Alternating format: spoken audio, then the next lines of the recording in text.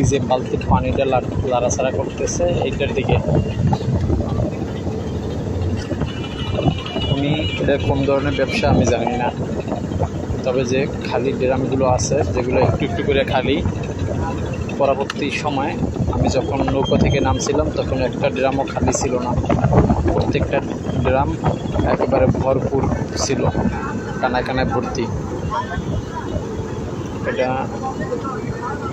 বাখননগর থেকে আসার পথে যে নরসিংদীতে আসে নৌকায়, সেই নৌকার এই দৃশ্যটা এরকম বালতি ভৈরা ভৈরা পানি উঠাইয়া তারপর প্রত্যেকটা ড্রাম পুরো ভরপুর করে ফেলাইছেন। এটা কোন ধরনের ব্যবসা?